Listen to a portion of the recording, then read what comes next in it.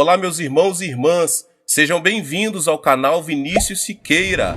E se você ainda não é inscrito aqui no canal, se inscreva aqui no canal e não esqueça de ativar o sininho das notificações. Todos os dias são postados vídeos abençoados aqui no canal para te abençoar. Vamos a mais uma palavra do Senhor. Você é o canal. Você tem toda a responsabilidade. Se não desenvolver sua maneira de crer, a fim de cooperar com Deus, ele será limitado. Deus é tão grande quanto você lhe permitir que ele o seja. Ele também é tão pequeno quanto você o obrigar a ser. Quando os pecadores vêm a Jesus, quebrados e infelizes, primeiramente lhes ensino que Deus habita em seu interior e que possui todo recurso em Jesus Cristo. Então procuro reeducá-los para que desenvolva seu coração a fim de cooperar com Deus. Todos, sem exceção, partem com nova fé e levam uma vida milagrosa e vitoriosa. Como é que este povo, se todos fossem realmente pobres e cheios de fracasso, pôde dar mais de 20 milhões de dólares à sua igreja de 1969 a 1977. Todos os anos damos cabo de nossos projetos, que geralmente custam de 1,5 milhão a 2 milhões de dólares. Estes membros podem dar porque foram enriquecidos e são sucesso tremendos porque sabem como obter a fonte de recurso. Mas primeiro devem ser limpos dos pecados da carne. A maioria das pessoas lutam com 4 pecados da carne. Pecados estes que devem ser vencidos antes que o cristão possa operar ativamente com Deus. Se não se livrarem destes pecados, seus canais serão tão entupidos que Deus não terá a oportunidade de fluir através deles. Descobri esses pecados durante os meus 20 anos de aconselhamento. Primeiro, as pessoas sofrem por causa do ódio. O primeiro pecado que examinaremos. Se conservar o ódio em seu coração, Deus jamais poderá fluir através de você. E esse ódio, esse espírito não perdoador, será o inimigo número 1 de sua fé. Cristo Jesus destaca esse fato em Mateus 6, 14 e 15. Porque se perdoardes aos homens as suas ofensas, também vosso Pai Celeste vos perdoará. Se, porém, não perdoardes aos homens as suas ofensas, tampouco vosso Pai vos perdoará as vossas ofensas. Depois de pregar o 4º sermão no domingo de manhã, estou tão cansado que não desejo ver ninguém. Se alguém deseja falar comigo, primeiro tem de passar por minhas secretárias. Elas examinam cuidadosamente os pedidos. Se alguém consegue chegar à minha porta, é porque está em grande necessidade. Certo dia, depois de meu 4º sermão, um senhor bateu à porta do meu escritório. Abri a porta e ele entrou. Pensei que ele estivesse bêbado porque andava cambaleando. Sentou-se e tirou algo do bolso. Um punhal afiado. Fiquei atemorizado e pensei, como é que as secretárias deixaram-no entrar aqui? Ele carregava um punhal e assim mesmo o deixaram entrar. Eu estava realmente assustado e quando ele empunhou a arma, preparei para defender-me dizendo, não use essa faca. Diga-me por que veio aqui, respondeu ele. Senhor, vou cometer suicídio, mas primeiro vou matar minha esposa, meu sogro, minha sogra e todos os que se encontram ao meu redor. Um amigo meu aconselhou-me a vir a assistir um dos seus cultos antes de fazer todas estas coisas. Vim e assisti ao 4º culto. Escutei com atenção, mas não pude entender nenhuma de suas palavras. Não pude entender seu sotaque e não consegui compreender nada do que o Senhor disse. De modo que depois de ouvir o que o Senhor tem a dizer, vou sair para realizar todos os meus planos. Estou morrendo. Tenho tuberculose e tenho excesso de tosses o tempo todo. Estou morrendo. Acalme-se, disse-lhe. Sente-se aqui e conte-me sua história. Bem, respondeu ele, durante a última etapa da Guerra do Vietnã, eu servi como mecânico e era um motorista. Trabalhei em todas as linhas de frente, construindo trincheiras e estradas, arriscando a vida a fim de ganhar mais dinheiro. Enviava todo o dinheiro para minha mulher, e quando a guerra acabou, mal tinha o suficiente para sair do Vietnã. Mandei-lhe um telegrama de Hong Kong e esperava vê-la com as crianças no aeroporto de Seul. Mas ao chegar lá, não vi nem sombra deles. Pensei que talvez tivessem recebido meu telegrama, mas quando cheguei correndo em casa, descobri estranhos morando lá. Descobri que minha mulher tinha fugido com um jovem. Ela me havia deixado, levando todas as minhas economias. Morava em outra parte da cidade.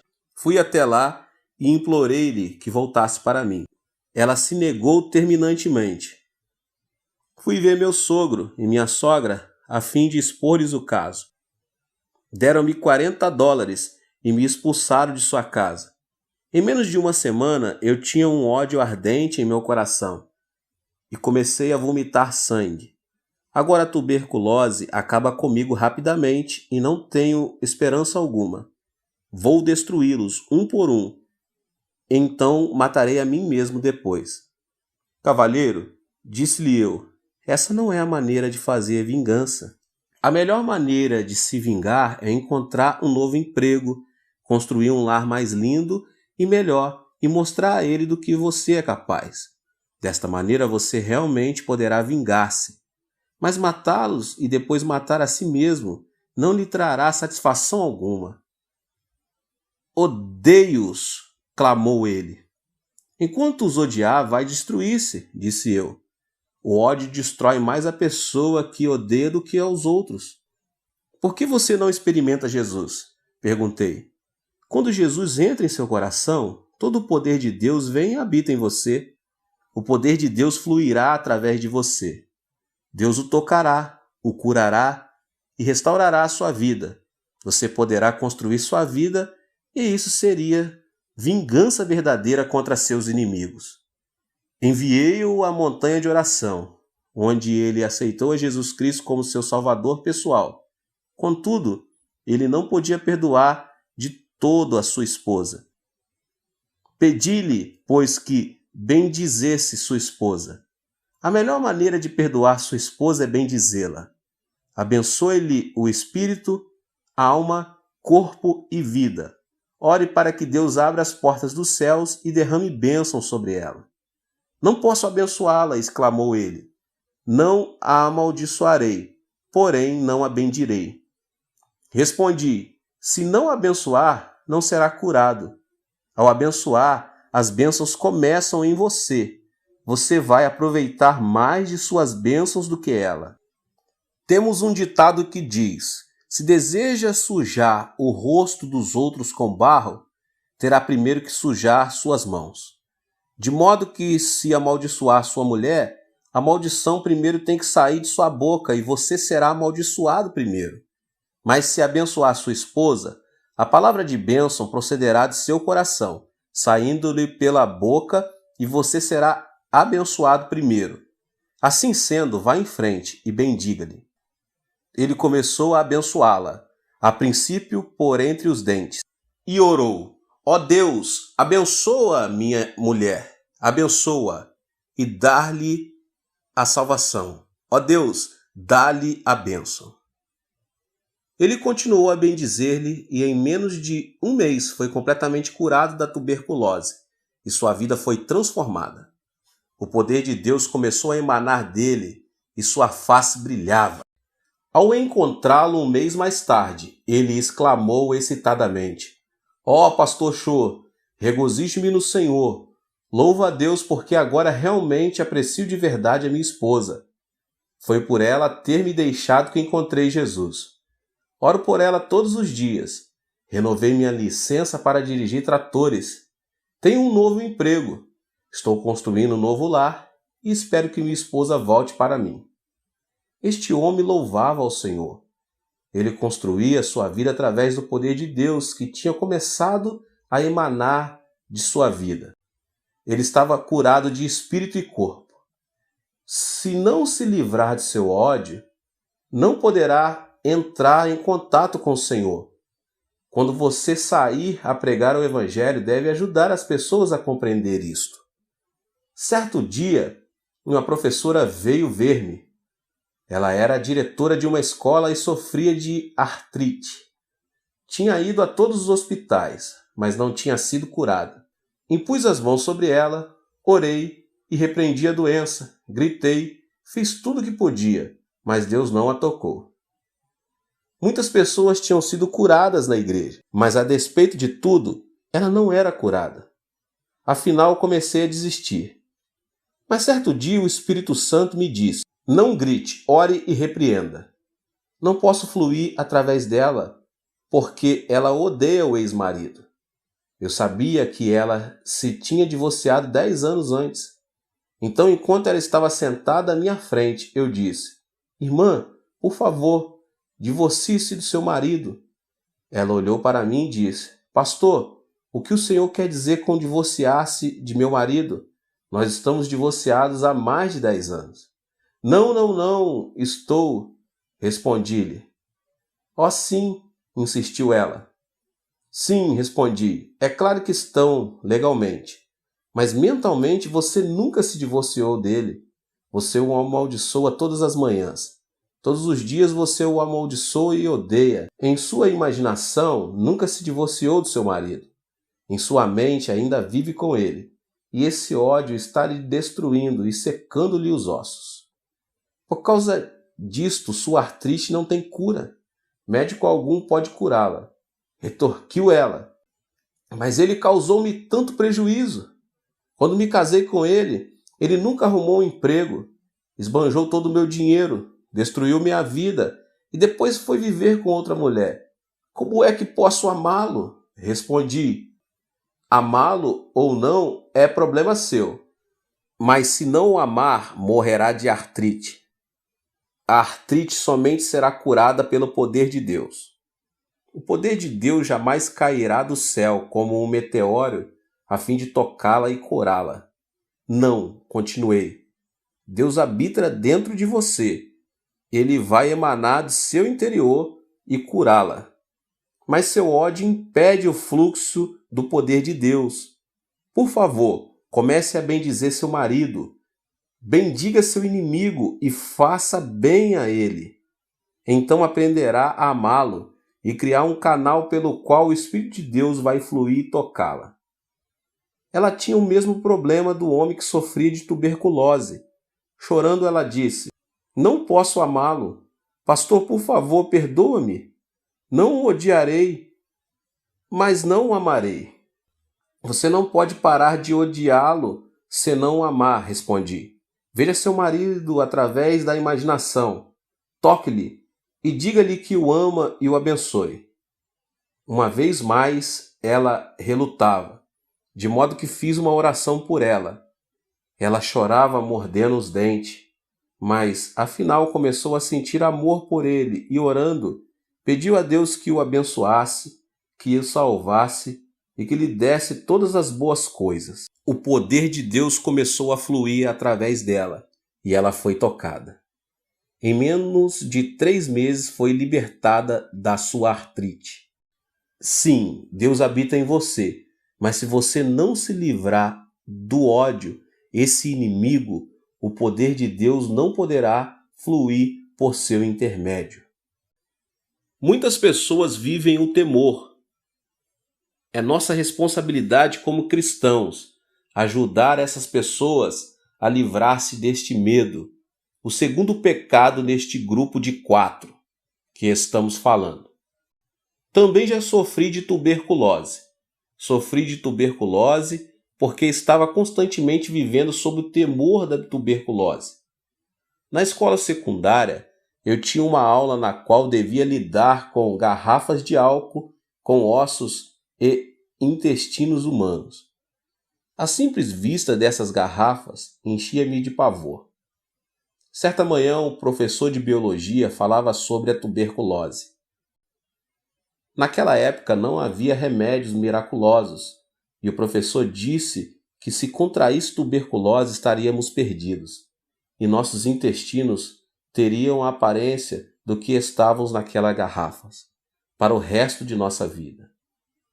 Falou dos perigos da tuberculose e no final da aula disse: há pessoas que nascem com tendência para a tuberculose. Homens com ombros estreitos e pescoços compridos são mais propensos a contrair tuberculose. Todos os alunos começaram a esticar os pescoços e a medi-los como se fossem cegonhas. Olhando para os meus companheiros, vi que eu tinha o pescoço mais comprido de todos. Imediatamente tive o pressentimento de que contrairia tuberculose. O temor oprimia-me o coração. Quando cheguei em casa, olhei no espelho, medi o pescoço a tarde toda. O temor invadiu-me e comecei a viver sobre agudo temor da doença. Quando completei 18 anos de idade, sofri de tuberculose. O semelhante atrai o semelhante, e o igual produz seu igual. Se a pessoa tiver medo, o diabo tem um canal aberto para qual atingi-la. Temor é fé negativa. De modo como eu tinha medo da tuberculose, contraí tuberculose, e à medida que vomitava sangue, dizia a mim mesmo: sim, é exatamente isto que eu esperava. Eu tinha lido em certo periódico médico da Coreia que muita gente morre por hábito. Pensava comigo mesmo: como é que a gente pode morrer por hábito? Esses médicos não cristãos falavam do importante papel que o medo tem em nossa vida. Por exemplo, um homem de apenas 50 anos de idade, já avô, morreu de pressão alta. Seu filho, chegando aos 50 anos de idade, morreu de pressão alta. Ao chegar aos 50 anos de idade, no instante em que sentia alguma tontura, ele há de pensar: isso é um ataque de coração. Se sentir alguma dor no peito, espera imediatamente outro ataque. Vive cada dia com o seu temor e expectativa. O medo cria esta situação em seu corpo e logo ele está de morrer de um ataque cardíaco. Muitas mulheres morrem por causa do medo do câncer. Certa mulher poderia dizer: bem, minha tia morreu de câncer, minha mãe morreu de câncer, de modo que com certeza também morrerei de câncer. Quando essa mulher chegar à mesma idade na qual sua tia e sua mãe faleceram e sentir qualquer tipo de dor, poderá dizer: isto é o câncer. Certamente está chegando meu tempo. Ela há de esperar todos os dias, dizendo a si mesma que vai sofrer de câncer, e repetirá esse pensamento muitas vezes. É desta maneira que os médicos diziam que a pessoa morreria por hábito. Se a pessoa tiver um temor específico, então o poder da destruição começará a fluir. Em 1969, quando Deus me pediu que renunciasse ao pastorado de minha segunda igreja, eu tinha 10 mil membros batizados com uma assistência regular de 12 mil. Eu vivia feliz, sentia-me bem satisfeito. Tinha uma linda casa, uma esposa maravilhosa, filhos, carro do último modelo e até chofé. Então eu disse: Deus, vou ficar nessa igreja até que os meus cabelos se tornem brancos. Mas certo dia, enquanto estava orando em meu escritório, o Espírito Santo veio e disse: Chu, seu tempo aqui terminou. Você deve preparar-se para mudar. Senhor, disse eu, mudar-me? Já comecei uma igreja e esta é a segunda que começo e edifico. Desejas que eu vá abrir um terceiro trabalho? Por que deve ser sempre eu que dê início a novas obras? Estás escolhendo a pessoa errada. Dize a outro que vá. Assim comecei a discutir com o Senhor. Ninguém, entretanto, deve argumentar com Deus, porque ele sempre tem razão. Finalmente, Deus persuadiu-me dizendo: você deve ir e edificar uma igreja com espaço para 10 mil pessoas. Uma igreja que possa enviar pelo menos 500 missionários. Pai, repliquei, não posso fazer isso. Tenho pavor mortal de edificar uma igreja desse tamanho. Mas Deus disse, não. Disse-lhe que vá e você tem que ir. Consultei um construtor acerca dos custos. Disse-me ele por alto que eu ia precisar de pelo menos 2,5 milhões de dólares só para a igreja. Para o terreno precisava de outro 500 mil e para o terreno contíguo a fim de construir o complexo de apartamentos outros 2 milhões. Um total de não menos 5 milhões de dólares. Perguntou-me quanto dinheiro eu tinha. Disse-lhe que possuía 2.500 dólares. Ele olhou para mim espantado, sacudiu a cabeça e não disse nada. Então fui a uma reunião dos anciões da igreja e contei-lhes o plano. Certo ancião disse, pastor, quanto dinheiro o senhor vai conseguir nos Estados Unidos? Nenhum centavo, disse-lhe eu. Disseram, o senhor é um bom homem, um ministro genuíno, mas não é homem de negócios. Não é assim que se constrói uma igreja em um complexo de apartamentos. Então reuni meus 600 diáconos.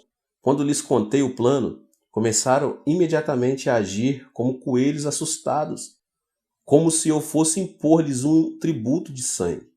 Senti-me desnorteado. Estava cheio de medo. Fui ao Senhor. Senhor, ouviste todas as palavras dos anciões e diáconos. Estão todos de acordo, de modo que o Senhor tem de pensar sobre este assunto de novo. Então o Espírito Santo falou ao meu coração, filho, quando foi que lhe pedi que fosse falar aos anciões e com os diáconos? Então, eu não devia? Perguntei. O Espírito respondeu, mandei que você construísse uma igreja, não que a discutisse. Esta é a minha ordem. Levantei-me dizendo, sim, se esta é a tua ordem, cumpri-la-ei. Fui à prefeitura e comprei a crédito quase 2 hectares no campo mais caro, situados em frente ao edifício do Congresso, um dos lugares mais cobiçados de toda a Coreia. Depois fui ao construtor e assinei um contrato com ele para a construção da igreja e do complexo de apartamento. Tudo a crédito. Pensei com meus botões. Eles construirão a igreja. Eu confiarei em Deus e verei o que acontece. No dia em que comecei as obras, fizemos um culto especial. Finalizado o culto, fui ver como as coisas andavam. Pensei que os trabalhadores abririam umas poucas valas e que ali começariam a colocar o cimento para os alicerces, e que em pouco tempo o edifício estaria terminado. Mas havia dúzia de tratores trabalhando e cavando a terra como se fossem fazer um lago. Fiquei louco de medo e perguntei, pai, como vês estes homens estão escavando? Eu terei que pagar por tudo isso. Não posso. Fiquei paralisado de medo. Meus joelhos começaram a tremer e pela imaginação me vi sendo levado num carro da polícia. Ajoelhei-me e orei. Ó Deus, o que posso fazer? Onde devo me enfiar? Onde estás tu? Sei que és o recurso total e coloco minha confiança em ti. Enquanto orava, tive uma visão de Deus trabalhando e o medo me deixou. Quando abri os olhos e de novo vi as obras, voltei e senti-me cheio de medo. Por isso, durante o tempo que a construção durou, vivi mais com os olhos fechados do que com os olhos abertos. O mesmo princípio é verdadeiro em muitas situações. Se você olhar para as suas circunstâncias com seus olhos e com seus sentidos, Satanás o destruirá com temor. Mas se fechar os olhos e olhar para Deus, então poderá crer. Há 2 tipos diferentes de conhecimento: conhecimento sensório e conhecimento revelado. Devemos viver pelo conhecimento revelado, encontrado do Gênesis ao Apocalipse, não por conhecimento sensório. Devemos instruir as pessoas a desistirem do temor de seu ambiente, de suas circunstâncias. Se não o fizerem, não poderão desenvolver a fé, nem Deus poderá fluir através delas. Peça-lhes que lhes entregue seus temores ao Senhor. Ensine-lhes a colocar sua fé somente na palavra de Deus. Muitas pessoas vivem com complexos de inferioridade e estão completamente frustradas. Esse sentimento de inferioridade é a terceira área problemática que discutirei agora nesta pregação. Se as pessoas sentirem-se inferiores por viverem numa área de favelas, você não as poderá tirar dali. Talvez tenham fracassado em seus negócios e se resignaram a ser fracassos. Mas enquanto tiverem essa atitude, você não as pode ajudar. Você deve pedir que cada um entregue seu complexo de inferioridade a Deus e permita-se ser reconstruído pelo amor de Deus. Certo dia, um menino matou o irmão menor com uma faca. A notícia causou sensação imediata. Os pais amavam o menino falecido com grande ardor. Louvavam-no constantemente na presença do seu irmão maior. O irmão maior começou a sentir-se desprezado e inferior. Certo dia, quando os pais estavam fora, o irmão menor chegou da escola e o mais velho o matou. O complexo de inferioridade é muito destrutivo. Uma vez sofri de um complexo de inferioridade. Depois de lutar durante 2 anos em meu primeiro trabalho pioneiro, a igreja começou a crescer. Mas em uma igreja muito barulhenta, uma verdadeira igreja pentecostal. Muita gente recebia o batismo no Espírito Santo e muitos eram curados de diversas doenças. Certo dia, o executivo principal de nossa denominação mandou chamar-me. Nesta época, eles estavam em meio caminho entre os pentecostais mais ardorosos e os presbiterianos mais conservadores. Perguntaram-me: você realmente está orando pelos enfermos e fazendo com que as pessoas gritem e falem outras línguas em seus cultos? Sim, respondi. Você é um fanático, asseveraram. Não sou fanático. Faço tudo de acordo com o ensino bíblico, defendi-me. Depois de discutir este assunto, cassaram minha licença ministerial, me mandaram embora. Fui expulso de minha própria denominação. Depois de algum tempo, o missionário John Huston veio e me levou de volta. Ao ser expulso, fui atingido por sentimentos de inferioridade.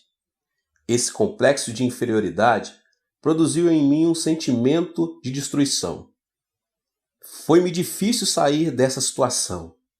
Na época em que os membros da comissão executiva me expulsaram, entretanto, não sabiam que certo dia eu seria superintendente geral dessa mesma denominação. Esse foi um cargo que ocupei até recentemente. Quando fui eleito para esse cargo, tínhamos somente 2.000 membros. Aplicando as leis da fé e ensinando aos pastores, tive um rápido crescimento. Quando pedi demissão do cargo, as estatísticas revelaram que a denominação contava com um total de 30 igrejas e com mais de 200.000 membros. Devemos lidar com os que se sentem incapazes de vencer na vida. Devemos tirá-los de sua depressão e pessimismo, edificá-los no amor de Jesus Cristo e dar-lhes fé, dizendo-lhes que nada é impossível ao que crê. Devemos curá-los e treiná-los. Logo eles se desfarão de seu sentimento de inferioridade. Certo domingo de manhã, enquanto pregava no segundo culto, vi um homem que eu sabia estar mentalmente doente. Ele foi trazido com os pés e mãos amarrados.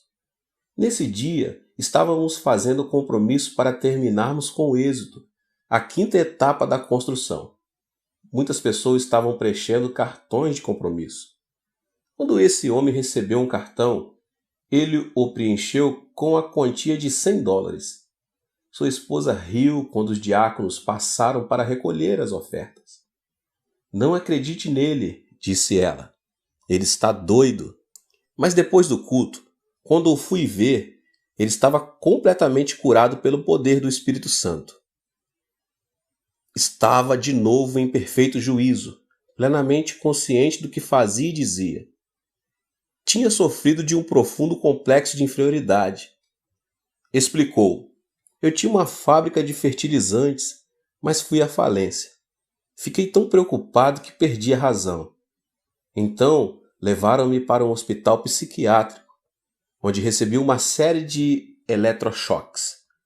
Mas nunca me curaram. Mas enquanto eu estava sentado ali ouvindo as suas palavras, subitamente saí de meu estado mental e tive consciência da realidade. Perdi meus amigos, meu prestígio e meu crédito. Tenho uma montanha de dívidas. Não posso fazer nada. Não sou ninguém. Você é alguma coisa, disse-lhe eu. Você não é inferior. Você veio a Jesus e agora todo o poder de Cristo e todos os seus recursos residem em você. Você é um homem de Deus. Levante-se vitoriosamente. Você tem dentro de si todo o poder e todos os recursos de Deus à espera de serem liberados. Que tipo de trabalho posso fazer? Perguntou-me. Não sei, respondi. Mas continue a ler a Bíblia e a orar. Certo dia ele voltou cheio de entusiasmo. Pastor, li o versículo da Bíblia que diz sermos o sal da terra e a luz do mundo. Que lhe parece eu entrar no negócio de vender sal a varejo? Se você acredita nisso, vá em frente, disse eu. Faça-o. Ele se foi e começou a vender sal em pequena escala. Pagou seus dízimos, pagou a promessa que tinha feito e regozijava-se muito no Senhor. Deus começou a abençoá-lo e seu negócio de vender sal prosperou muito. Com o passar do tempo, ele construiu um grande armazém à beira do rio, onde colocou um capital de $500 em sal. Mas certa noite de verão chovia torrencialmente e pela manhã, quando me levantei, a área toda estava inundada. O armazém dele estava inundado. Fiquei apreensivo. Nesta tarde, depois da parada da chuva, corri à casa dele. Outros artigos e materiais podem ser recuperados depois de uma inundação. Mas o sal é o muito amigo da água. Ao entrar no seu armazém, vi que todo o sal tinha desaparecido. O homem, agora ancião de minha igreja, estava sentado no meio do depósito, cantando e louvando a Deus. Entrei sem saber se ele estava em perfeito juízo ou não. Cheguei-me a ele e perguntei: você está bem ou está louco? Pastor, estou perfeitamente bem, sorriu ele. Não estou louco. Não se preocupe. Perdi tudo. Deus o levou. Mas como o Senhor sempre me tem dito, os recursos todos estão dentro de mim. A água pode lavar meu sal, mas não pode desfazer os recursos da presença de Deus que habita em mim. Posso fazer brotar esses recursos novamente através da fé e da oração. Espere só. Dê-me um tempo. Levantarei meus negócios de novo. Já não sofria de nenhum complexo de inferioridade. Estava cheio de confiança. Hoje, ele é um multimilionário e continua a vender sal. Também começou a fábrica de relógios e tem sua fábrica própria. Ele já me acompanhou a Los Angeles, a Vancouver e a Nova York.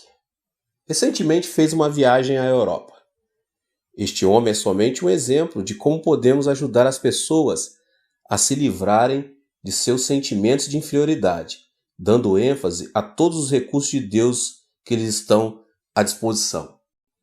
Muitas pessoas também sofrem de sentimentos de culpa. Este é o quarto problema que deve ser vencido antes que o cristão possa trabalhar ativamente com Deus. Pois enquanto a pessoa sofrer de culpa, Deus jamais poderá fluir através dela. Precisamos ajudar as pessoas a se livrarem de seus sentimentos de culpa. Precisamos fazê-las compreender que quando se sentem indignas e cheias de culpa, simplesmente poderão vir ao Senhor e Ele as limpará. Certo dia eu estava em meu escritório, quando entrou um lindo casal. O homem era uma pessoa muito elegante e sua esposa uma senhora adorável.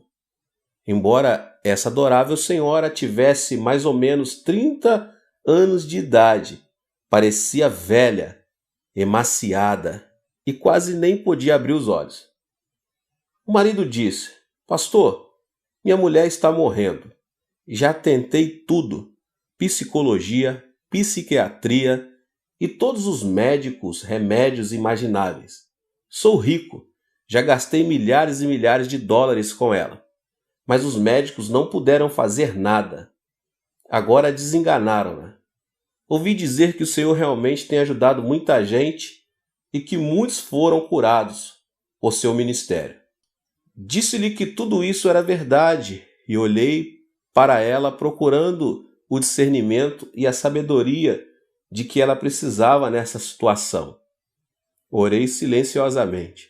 Senhor, ela veio até aqui. Agora o que faço? Imediatamente a voz de Deus falou. Ela sofre de uma doença psicossomática. Não é uma doença orgânica, é mental. Pedi que o marido saísse do escritório e, voltando-me para a mulher, disse: A senhora deseja viver? É preciso que viva por causa de seu marido, pelo menos. Se a senhora tivesse de morrer, já devia tê-lo feito, pois agora tem 3 filhos. Se morrer agora, deixando os filhos para o seu marido cuidar, realmente atrapalhará a vida dele. Portanto, de uma maneira ou de outra é preciso que a senhora viva para o seu marido e seus filhos. Gostaria de viver, disse-me ela. Então posso ajudá-la, mas somente com uma condição. Deve contar-me sua vida passada, respondi. Ela se aprumou na cadeira e com ira nos olhos respondeu: Será que estou numa delegacia de polícia? O senhor é um ditador? Por que me pede isso? Isto não é um interrogatório e não tenho que revelar meu passado. Então não poderei ajudá-la, respondi. Se a senhora persistir nesse curso de ação, vou pedir que Deus revele diretamente as áreas problemáticas do seu passado. Ela ficou espantada e, tirando um lenço da bolsa, começou a chorar. Depois de um longo suspiro, disse: Pastor, vou revelar meu passado, mas não acho que seja esse meu problema. Sim, disse eu. Esta é a causa de seus problemas. Meus pais morreram quando eu era bem jovem e praticamente fui criada por minha irmã mais velha. Minha irmã era como uma mãe para mim e meu cunhado como um pai. Tomaram conta de mim e morei com eles durante meu tempo de ginásio, colegial e faculdade. No meu 3º ano de faculdade, minha irmã foi para a maternidade a fim de dar à luz seu último filho. Durante o tempo em que ela esteve lá, eu tomei conta da casa e das crianças. Sem saber o que estava acontecendo, meu cunhado e eu nos apaixonamos. Não sei o que aconteceu comigo, mas caímos num relacionamento imoral. Logo a culpa alojou-se em meu coração. Desse momento em diante eu morreria de culpa. Mas meu cunhado continuava a telefonar-me de seu escritório e constantemente nos encontrávamos em motéis, hotéis e estações de água. Tive vários abortos e ainda assim não podia recusar os pedidos de meu cunhado. Eu morria de medo de minha irmã descobrir. Por isso meu cunhado intimidava-me continuamente. Eu estava sendo destruída aos poucos. Ao formar-me, decidi que casaria com o primeiro homem que me propusesse casamento. Encontrei um emprego e o jovem que agora é meu marido pediu-me para que casasse com ele. Nada perguntou do meu passado. Aceitei porque assim me afastaria de meu cunhado. Casei-me com ele e com o correr do tempo ele se tornou muito rico. Demitiu-se do seu antigo emprego e começou o seu próprio negócio. Agora está rico. Temos um bom lar, dinheiro, tudo. Mas desde o dia em que caí com meu cunhado, tenho sofrido destes fortes sentimentos de culpa. Sempre que tenho relações com meu marido, sinto-me como se fosse uma prostituta. Não tenho o direito de receber o seu amor. por dentro choro amargamente. Meus filhos são como anjos, gostam de me abraçar dizendo mamãe, e odeio a mim mesma. Sou eu que sou uma prostituta. Não sou digna de receber este tipo de amor de meus filhos. Não gosto de ver meu rosto no espelho, e é por isto que me visto de maneira tão desleixada. Perdi o apetite e não sinto nenhuma felicidade ou alegria no coração. A senhora deve perdoar-se a si mesma, disse-lhe. Tenho boas novas para a senhora. Jesus Cristo veio e morreu na cruz pela senhora e pelos seus pecados. Nem mesmo Jesus pode perdoar os meus pecados, clamou ela, chorando. Meus pecados são grandes e profundos demais para serem perdoados. Fiz de tudo. Todo mundo pode ser perdoado, menos eu. Enganei minha irmã e não posso confessar-lhe o que fiz.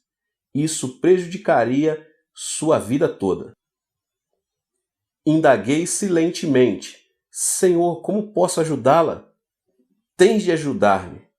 Então ouvi um suave sussurro em meu coração e subitamente ocorreu uma ideia. Irmã, feche os olhos. Pedi-lhe fazendo o mesmo. Vamos até um lago lindo e silencioso. Agora estamos assentados à margem do lago. Há muito cascalho ao nosso redor. Tenho na mão uma pedrinha de cascalho. Por favor, apanhe uma pedra grande e joguemos o cascalho e a pedra dentro do lago. Vou jogar primeiro. Segure a pedrinha e jogue-a no lago. Ouviu o barulho da água? Um leve murmúrio e umas ondas. Onde está a minha pedrinha agora? Foi para o fundo do lago, respondeu ela. Certo, respondi. Agora é sua vez. Jogue a sua pedra. Sim, a senhora pode jogá-la. Muito bem. Qual foi o barulho dela? Foi grande e formou grandes ondas, respondeu ela. Mas onde está a sua pedra? Perguntei. No fundo do lago, respondeu ela. Bem, parece que ambas as pedras foram para o fundo do lago quando as jogamos. A única diferença foi o ruído e as ondas. A minha fez um barulhinho e a sua produziu um grande ruído. A minha produziu pequenas ondas, a sua produziu ondas enormes. As pessoas vão para o inferno com pecados pequenos e grandes, pois estão sem Jesus Cristo. E qual é a diferença? O ruído e a sua influência na sociedade. Todo mundo precisa do perdão de Jesus Cristo. O sangue de Jesus cura todos os pecados, grandes ou pequenos. Isto tocou-lhe a alma e ela despertou para a verdade. Quer isso dizer que Deus pode perdoar os meus pecados? É claro, respondi. Ela afundou-se na cadeira chorando e estremecendo. Tentei encorajá-la, mas ela continuou a chorar. Então coloquei a mão sobre a sua cabeça e levei-a a fazer a oração do pecador. Depois da oração, quando ela levantou o rosto, vi seus olhos brilhando como estrelas. De sua face começou a irradiar glória. Ela levantou-se exclamando, Pastor, estou salva. Todos os meus fardos foram desfeitos. Comecei a cantar e ela a dançar. Até este momento ela nunca tinha dançado de alegria perante o Senhor, mas neste dia ela pulava e dançava fazendo barulho que o marido escutou e correu para ver o que se passava em meu escritório. Ao vê-lo, ela correu para ele e abraçou com força. Ela nunca tinha feito isso antes e seu marido estava assombrado. Perguntou, o que o Senhor fez com ela? Deus realizou um milagre, respondi alegremente. E voltando-me para a esposa, disse, deve entregar todo o seu coração ao Senhor. Ele fez grandes coisas por você. Em breve, ela tinha livrado totalmente o seu sentimento de culpa. O poder de Deus emanou do seu interior e ela foi curada por completo. Esse casal agora é de minha igreja e sempre que olho para o rosto dessa senhora, não posso deixar de pensar no amor de Jesus Cristo. Agora ela não tem doença alguma, foi completamente curada. Ao soltar seu sentimento de culpa, o poder de Deus pôde fluir. Irmãos e irmãs, em Cristo, neste instante, vocês têm todo o poder de Deus dentro de vocês podem recorrer a esse poder por seus gastos, suas roupas, seus livros, sua saúde, seu negócio, finanças, estudos e tudo. Quando saírem para pregar o Evangelho, não estarão pregando um objetivo vago, uma teoria, uma filosofia ou uma religião humana. Na verdade, estarão ensinando as pessoas a destapar o manancial inesgotável dos recursos morais e espirituais. Estarão dando Jesus para as pessoas e, por meio de Jesus, Deus vem e habita em seus corações. Deus te abençoe. Nos vemos nos próximos vídeos. Tem muita coisa boa por vir, tá bom? Ative o sininho das notificações e compartilhe com as pessoas que você mais ama. Deus te abençoe. Amém.